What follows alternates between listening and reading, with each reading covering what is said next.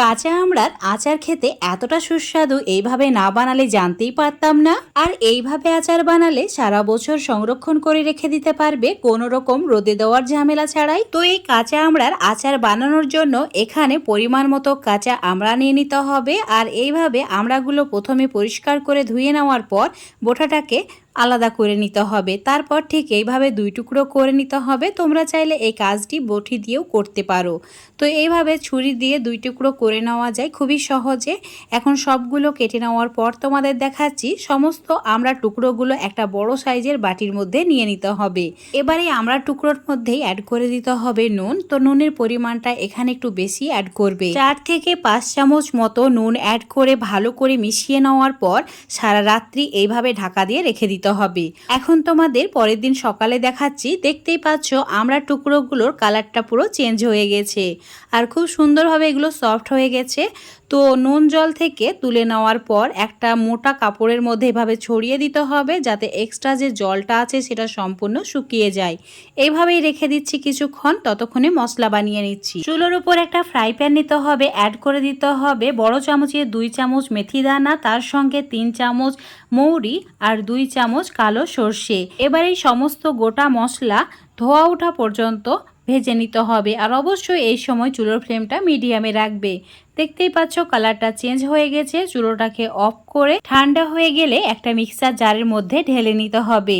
এবার চুলোর উপর আবারও ফ্রাই প্যানটা নিয়েছি আর দিয়ে দিলাম 2 কাপ সর্ষের তেল। এখানে 500 ml মতো সর্ষের তেল আছে। একদম ধোয়া ওঠা গরম করে নিয়েছি। এখন চুলো থেকে নামিয়ে এটা সম্পূর্ণ ঠান্ডা করে নিতে হবে। এদিকে আমড়াগুলো খুব ভালোভাবে শুকিয়ে গেছে। এখানে রোদে দেওয়ার কোনো ঝামেলা নেই, ফ্যানের বাতাসে 1 ঘন্টা রেখে দিলেই যথেষ্ট। তো একদম জল থাকবে না সেরকম করে কিন্তু শুকিয়ে নিতে হবে। এখন এই মশলাটা সম্পূর্ণ ঠান্ডা হয়ে গেছে, তো গুঁড়ো করে নিয়েছি আর এই আমড়ার মধ্যে অ্যাড করে দিয়েছি। এবার দিতে হবে ভিনিগার, আর ভিনিগারের পরিবর্তে তোমরা লেবুর রসও অ্যাড করতে পারো। তো এখানে 4 চামচ ভিনিগার অ্যাড করেছি। যদি লেবুর রস অ্যাড করো তাহলে 8টি মতো লেবু নেবে। আর দিয়ে দিতে হবে সামান্য পরিমাণে হিং, তার সঙ্গে ধনে গুঁড়ো, স্বাদ মতো সামান্য নুন অ্যাড করেছি, লঙ্কা গুঁড়ো অ্যাড করেছি আর দিয়েছি হলুদ গুঁড়ো। এবার কাশ্মীরি লঙ্কার গুঁড়ো অবশ্যই অ্যাড করতে হবে কালারের জন্য। কাশ্মীরি লঙ্কার গুঁড়োটা 2 চামচ মতো অ্যাড করেছি। ভালো করে মিশিয়ে নিতে হবে শুকনো উপকরণগুলো। মেশানো হয়ে গেলে যে তেলটা গরম করে রেখেছিলাম সেটা ঠান্ডা হয়ে গেছে। তো এখন 1 কাপ মতো তেল এভাবে অ্যাড করে দিয়ে ভালো করে আবারও মিশিয়ে নিচ্ছি। এভাবে অল্প অল্প করে তেলটা মেশাতে হবে, একবারে সমস্ত তেল কিন্তু দেওয়া যাবে না, তাহলে মশলার গোটা থেকে যাবে। দেখতেই পাচ্ছ কাশ্মীরি লঙ্কার কারণে এই আচারের কালারটাও কিন্তু খুব সুন্দর এসেছে। এখন এটা রেডি হয়ে গেছে। তো একটা কাচের জার নিয়েছি আর অবশ্যই কাচের জারটা প্রথমে ভালোভাবে পরিষ্কার করে ধুয়ে নিয়ে রোদে একটু দিয়ে দেবে, তাহলে এই আচার কোনো দিন নষ্ট হবে না, সারা বছর সংরক্ষণ করে রেখে দিতে পারবে। এইভাবে সমস্ত আচার প্রথমে জারের মধ্যে ভরে নিতে হবে। ভরা হয়ে গেলে আবারও অল্প অল্প করে তেল অ্যাড করে দিতে হবে, বাকি যে তেলটুকু রয়ে গেছিল সেটা। আর অবশ্যই এখানে তেলের পরিমাণটা একটু বেশি দেবে, না হলে আচারের মধ্যে আমড়া টুকরোগুলো পড়ে থাকবে আর তেল সম্পূর্ণ শেষ হয়ে যাবে।